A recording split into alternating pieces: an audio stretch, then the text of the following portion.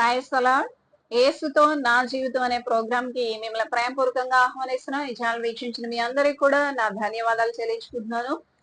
Bible వాక్యానుసారమైన జీవితాలు అనే అంశాల్లో భాగంగా దేవుని సన్నిధిని ఎలా అనుభవించాలి, దేవుని సన్నిధికి ఎలా దగ్గర అవ్వాలి, అది తల్లి బిడ్డ దగ్గర నుంచి మనం అనేక అంశాలు తెలుసుకున్నాం. అంటే మనం దేవుని చేరుకునే ఆ మార్గం వైపు ఎలా వెళ్ళాలి అన్న సత్యాలన్నీ కూడా తెలుసుకుంటున్నాం. దేవునికి ఇష్టానుసారమైన, దేవుని చిత్తానుసారమైన జీవితం నీవు నేను ఎలా కలిగి ఉండాలి, వాక్యానుసారంగా మన జీవితాలు ఎలా కట్టుకోవాలి, అది సంఘంలో, సమాజంలో, కుటుంబంలో, బిడ్డల మధ్య కానీ కుటుంబంలో ఉన్న బంధువుల మధ్య కానీ మన జీవితాలు ఎలా ఉండాలనే అనేకమైన సత్యాలను వివరించుకుంటున్నాం కదా.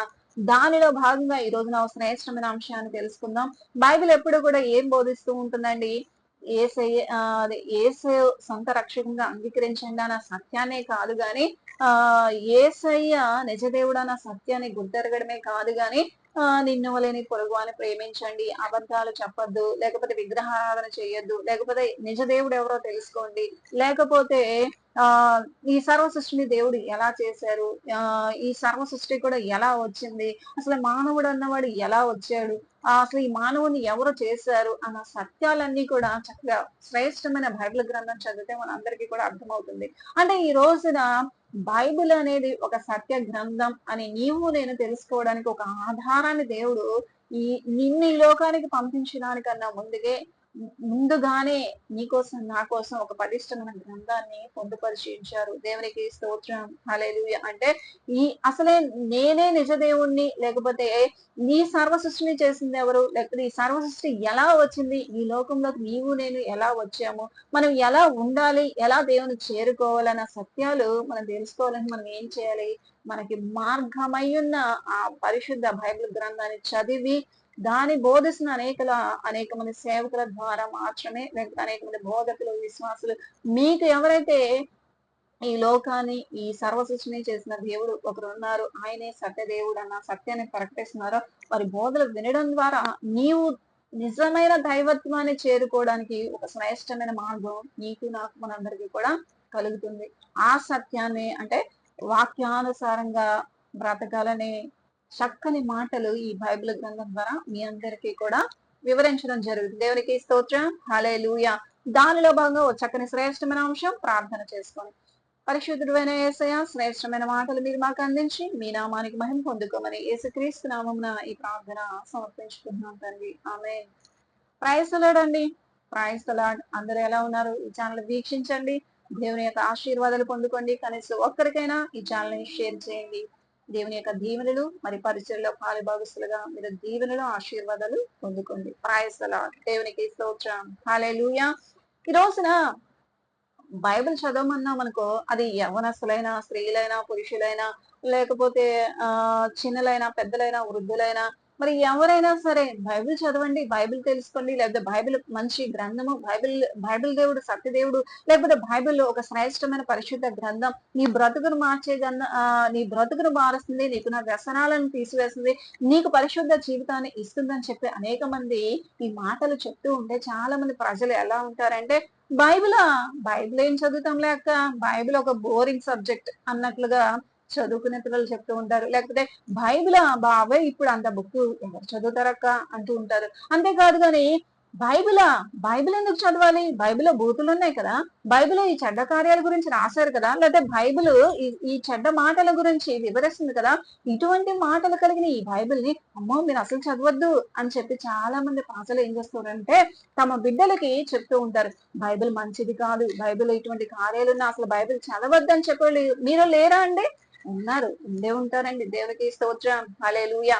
ఎందుకంటే బైబిల్లో చెడ్డ మాటలు ఉన్నాయని, లేకపోతే బైబిల్లో బూతులు ఉన్నాయని, లేదా భూత కార్యాలు జరిగించిన క్రియలు ఆ యొక్క మాటలన్నీ కూడా వ్రాసి ఉన్నాయి కాబట్టి బైబిల్ చదవద్దని చెప్పేవారు చాలా మంది ఉంటారండి. మరి అలా చదవద్దు అని చెప్పడానికి ఎవరికి కూడా అవకాశం లేదు. కానీ ఈ రోజున బైబిల్ అందరూ కూడా చదవదగిన ఒక శ్రేష్టమైన పరిశుద్ధ గ్రంథం ఏదైనా ఉన్నది అంటే అది బైబిల్ అని మాత్రమే చెప్పవచ్చు. దేవునికి స్తోత్రం, హల్లెలూయా. అది ఎలా అంటే ఈ రోజున ఒక వార్తాపత్రిక ఉందండి. ఆ వార్తాపత్రికలో ఒక 8 ఏళ్ల బాలికపై అత్యాచారం, లేకపోతే 4 ఏళ్ల బాలికపై లైంగిక దాడి, లేకపోతే ఒక ఉన్నవారి ఇంట్లో ఈ యొక్క నగలు మొత్తం ఉడాయించుకు వెళ్ళారు, లేకపోతే 80 ఏళ్ల వృద్ధురాలపై అత్యాచారం. ఇలా ఈ సంఘటనలన్నీ కూడా ఒక న్యూస్ పేపర్ రాశారు అనుకోండి. ఆ న్యూస్ పేపర్ లో వ్రాసి ఉంటే, ఆ న్యూస్ పేపర్ ని ఇగో ఈ యొక్క కార్యాలన్నీ కూడా వ్రాసి ఉన్నాయి కదా, ఈ న్యూస్ పేపర్ చాలా చెడ్డది అని చెప్పి అనడానికి నీకు నాకు అవకాశం ఉందా? లేదండి. ఎందుకంటే అక్కడ జరిగిన సంఘటనలు ఆ న్యూస్ పేపర్ ఏం చేస్తుంది? ప్రజెంట్ చేస్తుంది. అంటే ఈ యొక్క లైంగిక దాడి జరిగింది, ఇటువంటి దొంగతనాలు జరిగినాయి, ఈ ఈ బిడ్డ మీద ఇటువంటి ఆరోపణలు, ఇలాగే ఇటువంటి క్రియలని కూడా ఆ న్యూస్ ఛానల్ చేయించలేదు. కానీ ఆ న్యూస్ పేపర్ ఏం చేసిందంటే జస్ట్ ఆ కార్యాలని తెలియచేసింది కాబట్టి మనకు తెలిసింది. అంటే ఇటువంటి జరగకుండా జాగ్రత్త పడడానికే కానీ మరి ఆ యొక్క కార్యాలు రాసనే కదా ఈ ఈ యొక్క న్యూస్ పేపర్ చెడ్డది అని చెప్పి మరి మాట్లాడడానికి నీకు నాకు అవకాశం లేదు. దేవునికి స్తోత్రం, హల్లెలూయా. అంటే చెడు కార్యాలు రాసి ఉన్నంత మాత్రాన న్యూస్ పేపర్ ఎలా అయితే చెడు మాటలు వ్రాసి ఉన్నంత మాత్రాన న్యూస్ పేపర్ చెడ్డది కాదు, అలాగే బైబిల్ గ్రంథంలో కూడా అనేకమైన మాటలు సత్యాలు వ్రాసి ఉంటాయండి. అనేకమైన కార్యాల గురించి కూడా వ్రాసి ఉంటాయి. అలా వ్రాసి ఉన్నంత మాత్రాన బైబిల్ చెడ్డది అనడానికి లేదండి. దేవునికి స్తోత్రం, హల్లెలూయా. అంతేకాదు కానీ ఆ ఒక హాస్పిటల్లో ఏంటంటే అనేక మంది రోగులు ఉంటారు. దగ్గు వచ్చిందనో, జలుబు వచ్చిందనో, జ్వరం వచ్చిందనో, లేకపోతే భయంకరమైన క్యాన్సర్ వచ్చిందనో, లేకపోతే హెచ్ఐవి వచ్చిందనో, లేకపోతే ఏ మోషన్స్, లేకపోతే ఏదో ఒకటి ఏ ఒక రోగాలు వచ్చిన వాళ్ళే హాస్పిటల్లో ఉంటారు. అవునా కాదా? హాస్పిటల్ ఎవరు ఉంటారండి? ఆరోగ్యవంతులు ఉంటారా? ఆరోగ్యవంతులు ఎవరు ఉండరు. మరి ఈ హాస్పిటల్ ఎవరు ఉంటారు? అనారోగ్యంగా ఉన్న రోగగ్రస్తులే ఉంటారు. అంత మాత్రాన హాస్పిటల్ మంచిది కాదు, అందరు ఎక్కడ చూసినా దగ్గేవాళ్ళు, తుమ్మేవాళ్ళు, జ్వరం వచ్చిన వాళ్ళు, లేకపోతే ఏమో భయంకరమైన వ్యాధులు కలిగిన వాళ్ళే ఉన్నారు. కాబట్టి ఈ హాస్పిటల్ మంచిది కాదు అని చెప్పడానికి నీకు నాకు ఎక్కడుంటదండి అధికారం తీర్పు తెచ్చడానికి? దేవునికి స్తోత్రం, హల్లెలూయా. వాళ్ళు రోగగ్రస్తులే, భయంకరమైన రోగాలతో బాధపడుతున్న వారే అయినా సరే హాస్పిటల్లో ఉన్న ఆ వైద్యుడు ఏం చేస్తాడంటే సరి అయిన మెడిసిన్స్ ఇచ్చి చక్కని ట్రీట్మెంట్ చేసి ఆ యొక్క వ్యక్తికి జలుబో, దగ్గో, జ్వరమో, అతనికి ఉన్న ప్రతి దానిని కూడా చక్కని ట్రీట్మెంట్ ద్వారా తగ్గించి ఆ రోగాన్ని మాయం చేసి ఆ రోగాన్ని స్వస్థపరిచి ఆ రోగం నుంచి విడుదలిచ్చి సంపూర్ణమైన ఆరోగ్యవంతుడిగా మరి ఆ యొక్క వ్యక్తి హాస్పిటల్ నుంచి బయటకు వెళ్ళడం జరుగుతుంది. దేవునికి స్తోత్రం, హల్లెలూయా. అలాగే బైబిల్ గ్రంథంలో కూడా అనేకమైన చెడు కార్యాల గురించి వ్రాసి ఉన్నంత మాత్రాన, చెడు పనుల గురించి వ్రాసి ఉన్నంత మాత్రాన అవి చెయ్యమని కాదు, అలాగని అవి చేశారు కదా చెడ్డదని చెప్పడానికి కూడా అవకాశం లేదు. కానీ ఆ యొక్క కార్యాలనేవి చెయ్యకూడదు, ఇలా చేసిన వారికి ఇటువంటి శిక్ష పడిందని మాత్రమే బైబిల్ తెలియజేస్తుంది. కానీ బైబిల్ గ్రంథం ఎప్పుడూ కూడా పాపాన్ని ప్రోత్సహించదండి. దేవునికి స్తోత్రం, హల్లెలూయా. ఎందుకంటే ఈ రోజున అనేక మంది ఎలా ఉన్నారంటే వాపసి అన్నట్లుగా, అంటే ఎంతో మంది యేసుని నిజదేవుముగా ఒప్పుకుంటారు. ఒక 20 సంవత్సరాలు, 30 సంవత్సరాలు, అయితే ఒక 10 సంవత్సరాలు, 5 సంవత్సరాలు తమ సహోదరులతోనో, తమ బంధువులతోనో, మరి స్నేహితులతోనో మందిరాలకు వెళ్లి దేవుణ్ణి మరి అంగీకరించి మారుమనసు పొంది ఒక 20 సంవత్సరాలు పాస్టర్స్ గా చేసిన వారు కూడా ఏం చేస్తూ ఉంటారంటే మరి యూట్యూబ్ ఛానల్లో, మరి మనం పేర్లు చెప్పక్కర్లేదు కానీ యూట్యూబ్ ఛానల్ మీరు సెర్చ్ చేయండి, అనేక మంది వాపసి అయిన వారు, అంటే మేము యేసయ్యను గురించి ప్రకటించాము, పాస్టర్స్ గా ఉన్నాము, లేకపోతే దేవుని వాక్యాన్ని తెలుసుకునే వారం, విశ్వాసం, ఇలా గొప్ప సాక్ష్యాలు చెప్పిన వారమే. కానీ ఆ సాక్ష్యాలన్నీ అవన్నీ కూడా బ్రతుకుదెరువు కోసం ఏదో చేశాము, అవన్నీ కూడా ట్రాష్ అని చెప్పేసి ఈ రోజు నా వాపస్ అయిపోతున్న వారందరికీ కూడా దేవుడు మాట్లాడుతున్నారు ఈ రీతిగా. అంటే ఈ ప్రజలకు తెలియచేయాలని దేవుడు నన్ను ప్రేరేపించినప్పుడు ఈ రోజు నీ సత్యాన్ని తెలియజేస్తున్నాను. దేవునికి స్తోత్రం, హల్లెలూయా. అంటే ఈ రోజున ఏంటి అంటే బైబిల్లో బూతులు లేవు, బైబిల్ పటిష్టమైన, శ్రేష్టమైన పరిశుద్ధ గ్రంథం. అంతేకాదు గాని ఎలా అయితే హాస్పిటల్లో రోగులు ఉన్నారో, అలాగే బైబిల్ గ్రంథంలో కూడా అనేక మంది వ్యక్తుల గురించి మరి రాసి ఉంటుందండి. ఎందుకంటే బైబిల్ చాలా మంది చదవడానికి, వారి బిడ్డలకు ఇవ్వడానికి, కానీ మీరు ఈ బైబిల్ చదవద్దని చెప్పడానికి మూల కారణాలు అనేకమైనవి ఉంటాయి. ఉదాహరణకు చూసుకోండి, ఆది కాండము 19వ అధ్యాయము, లోతు తన ఇద్దరు కుమార్తెలు, లోతు మరి ద్రాక్షరసం త్రాగి మత్తుడై ఉన్నప్పుడు తన ఇద్దరు కుమార్తెలు మరి వారు ఆ తండ్రితో అంటే పాపం చేయడం ద్వారా మరి బిడ్డలు పొందుకోవాలని చూస్తారన్న ఆ యొక్క మాటలు తీసుకుంటారు. అంతేకాదు కానీ ఇంకా ఇవే కాదు, మూలవాక్యంగా కొన్ని మెయిన్ చూపిస్తూ ఉంటారు. అంతేకాదు హోషియా గ్రంథంలో చూసుకున్న హెస్కేలు గ్రంథంలో చూస్తున్నా, ఇర్మియా గ్రంథంలో చూస్తున్నా, ఇంకా ఎక్కడ ఏ వచనాలు మరి దేవుడు ఈ బైబిల్ గ్రంథంలో వ్రాసి ఉంచిన ఆ యొక్క వ్రాసి ఉన్న కార్యాలను బట్టి ఈ బైబిల్ చెడ్డది అని చెప్పడానికి అవకాశం లేదు. న్యూస్ పేపర్ ఎలా అయితే యొక్క కార్యాలను ప్రోత్సహించలేదో బైబిల్ కూడా ఈ తప్పుడు ఈ యొక్క కార్యాలు జరిగించమని చేయాలని బైబిల్ ప్రోత్సహించట్లేదు. ఈ కార్యాలు ఇలా జరగడం ద్వారా వీరికి శిక్ష పడుతుంది కాబట్టి ఇటువంటి కార్యాలు మీరు చేయొద్దని బైబిల్ తెలియజేస్తుంది. కానీ బైబిల్ ఈ పాపాలు ప్రోత్సహించి ఈ పాపిష్టి మాటలు వ్రాసి ఉంచడం దేవుని యొక్క చిత్తము కాదండి. అంటే దేవుడు ఎప్పుడూ కూడా తన యొక్క దేవుడు ఎంత ప్రేమమయుడు అంటే అండి, ఆయన తన ప్రజలు నిజ దేవుని ఎరగాలనే సత్యమైన ప్రజలందరికీ కూడా ఏ పాపాన్ని కూడా కప్పిపుచ్చేసుకుని దాచేసి ఏ ఘోరం లేదు, ఏ తప్పిదం లేదు, ఇదిగో అంత పర్ఫెక్ట్ గా వ్రాసి ఉంచాలి అని చెప్పి అనలేదండి దేవుడు. ఎందుకంటే ఆయన సర్వ సృష్టికర్తన దేవుడు కాబట్టి, ఆయనే నిజ దైవము కాబట్టి ఈ రోజున ఏ ఘోర తప్పిదమైనా సరే బైబిల్ గ్రంథంలో రాసి ఉందంటే హెస్కేలు, ఇర్మియా, ఇంకా అనే హోషియా గ్రంథాల్లో, మరి హోషియా గ్రంథం తీసుకుంటే హోషియా గారు ఒక వ్యభిచారపు స్త్రీని పెళ్లి చేసుకోవడం జరుగుతుంది. అంటే దేవుడు ఈ సర్వలోకంలో ఉన్న ప్రజల్ని సృష్టించారు కదా, ఆ సర్వలోకంలో ఉన్న ప్రజలందరూ కూడా ఆయన్నే స్తుతించాలి, ఆయన్నే ఆరాధించాలి.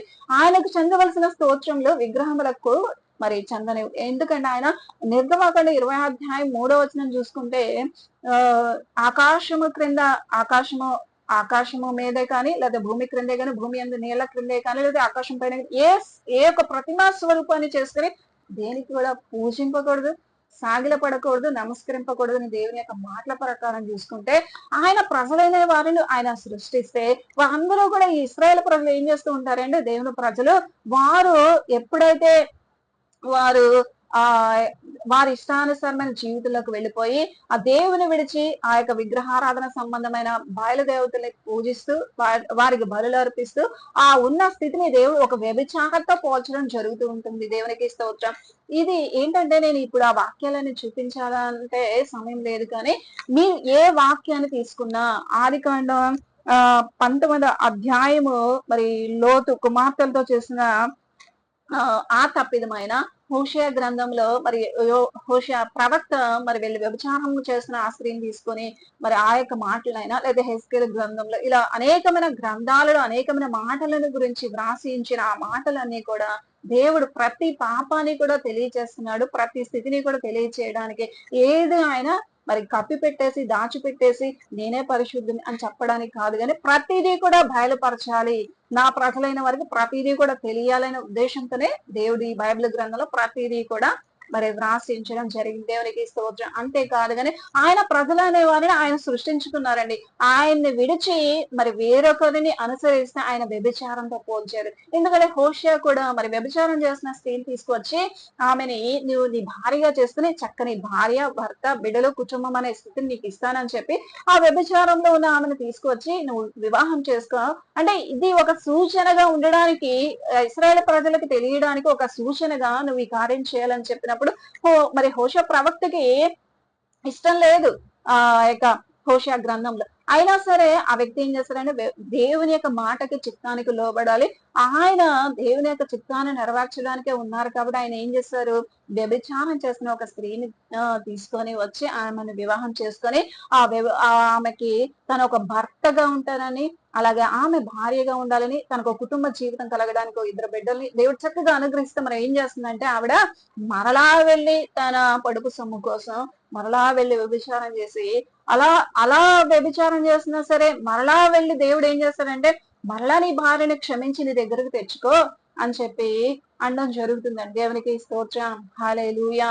అంటే ఈ రోజున ఈ వాక్యాలని ఎందుకు చెప్తున్నానంటే బైబిల్ చదవకూడదు, బైబిల్లో బూతులు ఉన్నాయి, లేకపోతే బైబిల్లో ఇటువంటి నీచమైన కార్యాలు రాశారు, లేకపోతే ఇటువంటి మాటలు మేము చదవడానికి కూడా అవకాశం లేని మాటలు బైబిల్ గ్రంథంలో వ్రాసించారు కాబట్టి మా బిడ్డలకి బైబిల్ ఇవ్వలేకపోతున్నాం, బైబిల్ చదవలేకపోతున్నాం, బైబిల్ చదవద్దని చెప్తున్నాం అని చెప్పి అనే ప్రజలందరికీ కూడా పరిశుద్ధాత్మ దేవుడు ఈ రోజున ఇలా తెలియజేస్తున్నారు. దేవునికి స్తోత్రం. హల్లెలూయా. అంటే ఈ రోజున ఏంటంటే బైబిల్లో బూతులు లేవు, బైబిల్ పరిశుద్ధ గ్రంథం. బైబిల్ ఏదైనా స్పష్టంగా మరి ఏ పాపాన్ని కూడా మరి కప్పిపెట్టదు కానీ ప్రతిదీ కూడా స్పష్టంగా తెలియజేస్తుంది. అంటే ఈ కార్యాలు మీరు చేయకూడదు అన్న రీతిగా అని తెలియచేయడానికి ఇవన్నీ కూడా చెప్తున్నాను.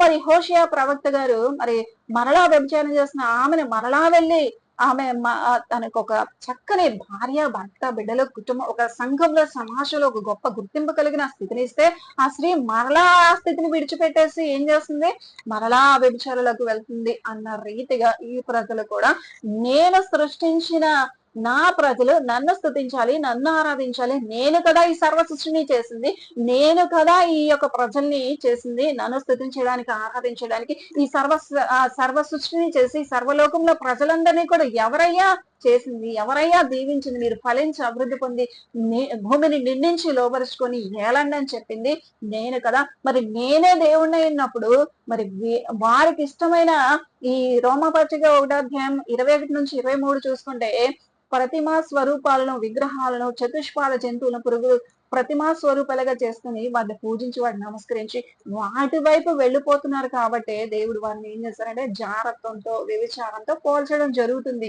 చక్కగా హోషేయ గ్రంథం చదువుకోండి, ఆదికాండం చదువుకోండి, హెస్కేల్ చదువుకోండి. కొన్ని మాటలు వస్తాయి, అవి చదవడానికి అవకాశం లేని మాటలుగా చూపించి అనేక మంది ఏం చేస్తూ ఉంటారంటే బైబిల్ చదవకూడదు, బైబిల్లో ఇటువంటి కార్యాలు రాసి ఉన్నాయి కాబట్టి బైబిల్ పిల్లలకి ఇవ్వద్దని చెప్తూ ఉంటారండి. దేవునికి స్తోత్రం, హల్లెలూయా. కాబట్టి ఇటువంటి మాటలు చెప్పే ప్రతి ఒక్కరికి కూడా దేవుని యొక్క హెచ్చరిక ఏంటంటే బైబిల్ అటువంటి కార్యాలు వ్రాసి ఉంచారు. ఆయన్ని విడిచి సృష్టికర్తను మరచి సృష్టమును పూజిస్తున్న ప్రతి ఒక్కరు కూడా జారత్వం, వ్యభిచారం చేసినట్లుగా పోల్చడానికే దేవుడు అలా వ్రాసి ఉంచారు. కానీ బైబిల్లో భూతులు లేవు, భూత కార్యాలు లేవు అన్న సత్యాన్ని నీవు నేను మనం అందరము కూడా గుర్తించాలి అని దేవుడు మనతో మాట్లాడుతున్నారు. దేవునికి స్తోత్రం, హల్లెలూయా.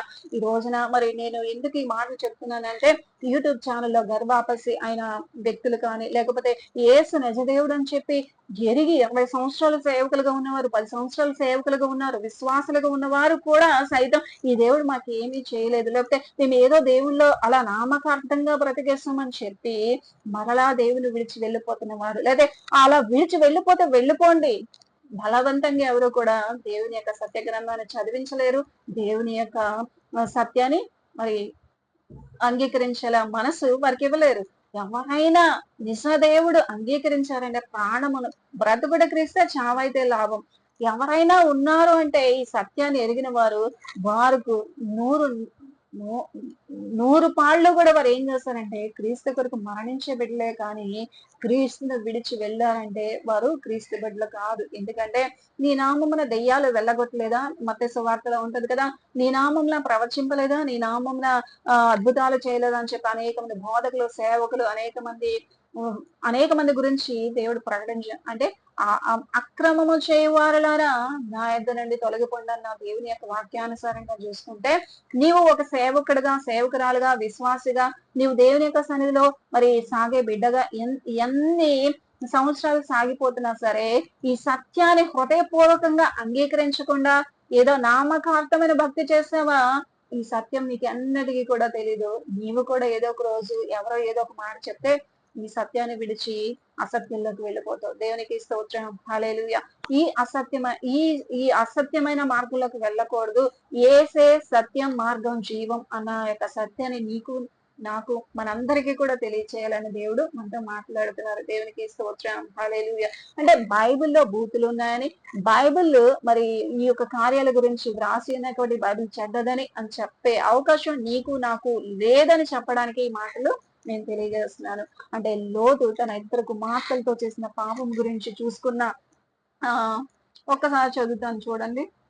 19:30 నుంచి లోతు సోయారులో నివసించుకు భయపడి తన 2 కుమార్తెలతో కూడా సోయారు నుండి పోయి ఆ పర్వతం మందు నివసించాను. అతడు అతని 2 కుమార్తెలు ఒక గుహలో నివసించారు. అట్లుండగా అక్క తన చెల్లెలతో మన తండ్రి ముసలివాడు సర్వలోక మర్యాద చొప్పున మనతో పోవుటకు లోకంలో ఏ పురుషుడును లేడు. మన తండ్రికి ద్రాక్షరసము త్రాగించి అతనితో శయనించి మన తండ్రి వలన సంతానము కలగజేసుకుని రమ్మని చెప్పాను. ఆ రాత్రి వారు తమ తండ్రికి ద్రాక్షరసం త్రాగించిన తర్వాత అతని పెద్ద కుమార్తె లోపలికి వెళ్లి తన తండ్రితో శయనించను. కానీ ఆమె ఎప్పుడు శయనించినో ఎప్పుడు లేచిపోయినా అతనికి తెలియలేదు.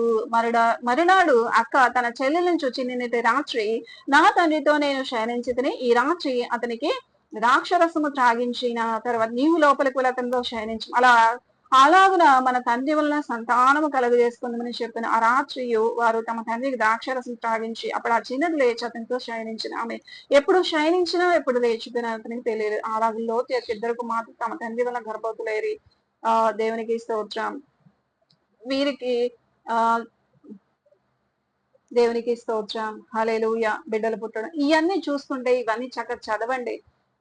అంటే ఈ ఘోర తప్పిదాన్ని, ఈ ఘోర పాపాన్ని దేవుడు చెయ్యమని ప్రోత్సహించలేదు. దేవునికి స్తోత్రం. హల్లెలూయా. లోతు తన ఇద్దరు కుమార్తెలతో పాపం చేశాడా అంటే ఆయన చేయలేదు, కానీ వీరే ఈ లోకంలో మనకి మరి పురుషుడు అన్న వాడు లేడు అన్నట్లుగా వారు అనుకొని ఆ పాపం చేయడం, ఈ దుర్మార్గం దేవుడు కూడా ఖండించాడు. వీరు మోయాబీలు అమ్మోనీయులండి, వీరికి జన్మించిన బిడ్డలు.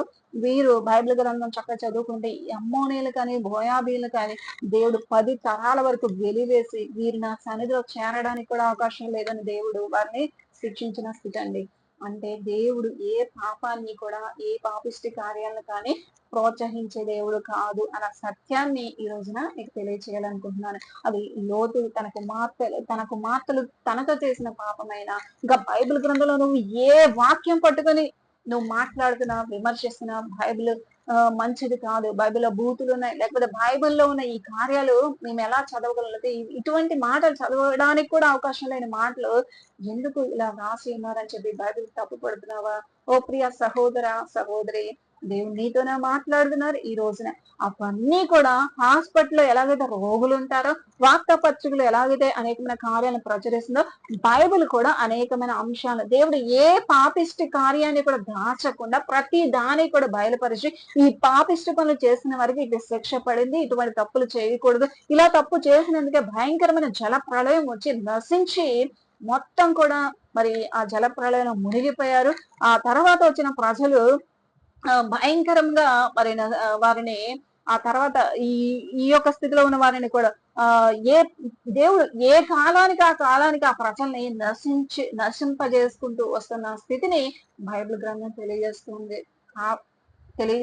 కానీ ఈ రోజున బైబిల్ ఎప్పుడు కూడా తప్పుల్ని మరి ప్రోత్సహించదు. ఆ తప్పులు ఇలా ఉన్నాయి, మీరు ఇలా చేయండి అని చెప్పి మరి చెప్పే గ్రంథము కాదనే సత్యాన్ని మీకు తెలియజేస్తున్నాను. ఈ మాటలు చక్కగా మీ జీవితాల్లో మరి చక్కగా శ్రేష్టమైన ఆశీర్వాదకరమైన మాటలుగా ఉండాలని నేను కోరుకుంటున్నాను. అంటే బైబిల్లో బూతులు ఉన్నాయి కదా, బైబిల్ చదవకూడదు, బైబిల్లో మరి ఇటు కార్యాలు రాసి ఉన్నాయి కదా, బిడ్డలకి బైబిల్ ఇవ్వకూడదు, లేదా బైబిల్ ఇటువంటి కార్యాల గురించి తెలియజేస్తుంది కదా, బైబిల్ మంచిది కాదని చెప్పే వారందరికీ కూడా ఒక హెచ్చరిక. ఎలా అయితే హాస్పిటల్లో రోగులు ఉంటారో ఆ రోగుల్ని చక్కని ట్రీట్మెంట్ చేసి వైద్యుడు చక్కని మెడిసిన్స్ ఇచ్చి బాగు చేసి ఎలా పంపిస్తారో, ఈ యొక్క రోగగ్రస్తులైన పాపంతో, వ్యభిచారంతో, జాగ్రత్తతో, భయంకరమైన వ్యసనాలతో, భయంకరమైన విగ్రహారాధన అనే స్థితిలో ఉన్న ప్రజల్ని కూడా దేవుడు ఆయన చక్కని 10 ఆజ్ఞలనే చక్కని శ్రేష్టమైన మార్గం ద్వారా, చక్కని మెడిసిన్స్, చక్కని ట్రీట్మెంట్ ద్వారా ఆ ప్రజల్ని దేవుని వైపు ఎలా తిప్పుకోవాలో, ఎలా దేవుని ఆరాధించాలనే సత్యాలు మరి వారికి తెలియజేసి వారిని కూడా పాప నుంచి విడుదల పొందుకునేలా చేసి పరిశుద్ధంగా జీవించాలనే సత్యాన్ని వారికి తెలియజేసి అందరూ కూడా క్షేమంగా ఉండాలనే దేవుడు ఈ యొక్క బైబిల్ గ్రంథంలో తెలియజేస్తున్నారు. కానీ ఆ పాపాన్ని చేయండి, ఈ పాపాన్ని చేయండి, ఈ పాపిష్టి కార్యాలు ఇలా రాసి ఉన్నారు కాబట్టి మీరు కూడా ఇలా జీవించని చెప్పి ఎప్పుడు కూడా బైబిల్ చెప్పదు. కాబట్టి ఈ రోజున బైబిల్ చదవడానికి వెనకడుగు వేయొద్దు. బైబిల్ చదవకపోతే నిత్య నరకాగ్ని తప్పదు అన్న సత్యాన్ని నేను మీకు స్పష్టంగా తెలియజేస్తున్నాను. ఎందుకంటే నేను ఒకప్పుడు ఘోర పాపిని, భయంకరమైన జీవితం, భయంకరంగా నాకు తెలిసి తెలియని వయసులో నేను జారత్వంలో పడిన నా జీవితానికి దేవుడు నన్ను వెతుక్కుంటూ వచ్చి నశించుతున్న నన్ను నా దేవుడు వెతక రక్షించి ఈ రోజున పరిశుద్ధంగా బ్రతికే జీవితం ఇచ్చాడు. నేను పూజించి 33.5 కోట్ల దేవుడు దేవతలను బడివారు అమ్మా ఇగో నీలో ఈ పాపం ఉంది అని చెప్పి ఎవరు ఏ దేవుడు నాతో మాట్లాడిన వారు లేరండి. నేను బైబిల్ గ్రంథాన్ని పట్టుకున్నాను, ఆ బైబిల్ గ్రంథంలో ఉన్న తప్పుల్ని చదువుతున్నాను. ఇలాగే బైబిల్లో తప్పులు ఉన్నాయి, బైబిల్లో ఏంటి అసలు ఈ బైబిల్ అని చెప్పి విమర్శనాత్మకంగా బైబిల్ చదువుతున్న నా జీవితంలో దేవుడు మాట్లాడుతూ ఇదిగో ఈ బైబిల్ ఈ యొక్క మాటలే ఈ లోతుకు మాటలు చూసినప్పుడు అని నా హృదయంలో దేవుడు ప్రేరేపిస్తుంటే నేను అప్పుడు గుడ్డితనంలో ఎక్కువగా ప్రక్కకు పెట్టేశాను. కానీ అలా అలా అలా వాక్యం చదువుతూ ఉండగా ఇగో ఈ విమర్శనాత్మకంగా చదువుతున్న బైబిల్లో ఇటువంటి మాటలు రాసున్నాయండి, బైబిల్లో ఇటువంటి కార్యాల గురించి రాసున్నాయని చెప్పి నేను తిరస్కరించిన దాన్నే. అలా తిరస్కరించిన నన్ను దేవుడు పట్టుకున్నాడు. ఈ పాప నువ్వు చేశావు కదా అని చెప్పి నా సహోదరునితో నేను చేసిన దౌర్భాగ్యమైన పనిని దేవుడు నాకు తెలియచేసి ఈ రోజున ఆ పాపిష్టి ఆ క్రియను విడిచి, ఆ పాపపు జీవితాన్ని విడిచి పరిశుద్ధంగా జీవించే జీవితం, నాకు తెలిసి తెలియక చేసిన ప్రతి పాపాన్ని కూడా ప్రభు సన్నిధిలో ఒప్పుకొని విడిచిపెట్టి క్షమాపణ పొందుకొని ఆ నిత్య నరకాగ్ని పాలు కాకుండా నన్ను రక్షించి నిత్య జీవాన్నిచ్చిన యేసుని నమ్ముకునే మార్గము చూపించింది ఎవరంటే ఈ బైబిల్ పరిష్ట గ్రంథం. ఆ మార్గమైన యేసయ్య. కాబట్టి ఈ సత్యాన్ని మీకు ప్రకటిస్తున్నాను. బైబిల్ చదవండి, దేవుని ఆశీర్వాదాలు పొందుకోండి. బైబిల్లో బూతులు లేవు, బైబిల్లో ఏ చెడు కార్యాల గురించిన కార్యాలు వ్రాసించలేదు.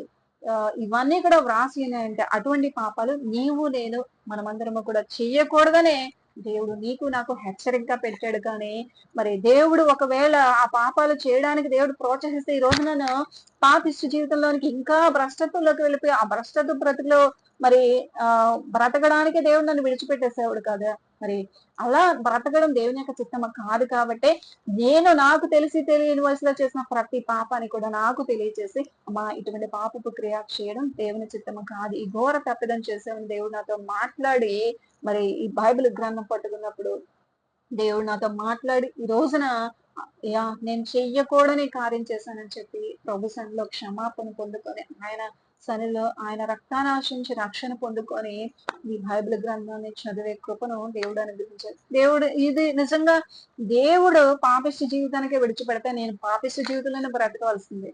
కానీ దేవుడు అలా బ్రతకడం దేవుని చిత్తం కాదనే పాపిష్టి జీవితం నుంచి విడిపించి పరిశుద్ధంగా ఈ రోజున బ్రతుకుతూ ప్రభు యొక్క సాక్షిగా ఉండడానికి ఈ రోజు నన్ను ఇలా నిలబెట్టిన దేవునికి నిండు వందనాలు, కృతజ్ఞతలు. ఆయనకి ఏమి ఇచ్చినా కూడా నేను ఆ రుణాన్ని తీర్చలేనండి. దేవునికి స్తోత్రం, హల్లెలూయా. దేవుని మహా ఉన్నతమైన కృప ద్వారా నేను రక్షింపబడ్డాను. కాబట్టి బైబిల్ శ్రేష్టమైన పరిశుద్ధమైన గ్రంథం. బైబిల్లో తప్పులు ఉండవు, బైబిల్ తప్పుడు కార్యాలను ప్రోత్సహించదు. వాటిని తెలియజేసినంత మాత్రాన బైబిల్ తప్పు అనడానికి అవకాశం లేదు. చక్కగా బైబిల్ చదవండి, శ్రేష్టమైన జ్ఞానం సంపాదించుకోండి, నిజ దేవుడు ఎవరో తెలుసుకోండి, సత్య దేవుడు ఎవరో తెలుసుకోండి. మనలో ఉన్న వ్యసనాలన్నింటినీ కూడా దేవుడు చూపించి ఆ తప్పిదములను విడిచి పరిశుద్ధంగా జీవించే జీవితం నాకు ఇచ్చినట్లుగానే మీకు ఇవ్వాలని దేవుడు ఆశించున్నారు. కాబట్టి ఈ మాటలు మీ జీవితాల్లో అవలంబించి దేవుని ఆశీర్వాదాలు పొందుకోండి. ప్రార్థన. పరిశుద్ధుడా యేసయ్య, గొప్ప దేవుడా నీకు వందనాలు. శ్రేష్టమైన మాటలు మీరు మాకు అందించారు. ఈ శ్రేష్టమైన వాక్యానుసారమైన జీవితాన్ని మేము మా జీవితాల్లో కలిగినందుకు మీ కృప చూపించమని యేసు పరిశుద్ధ నామమున ఈ ప్రార్థన సమర్పించుకుంటున్నాం తండ్రి. ఆమేన్. Praise the lord.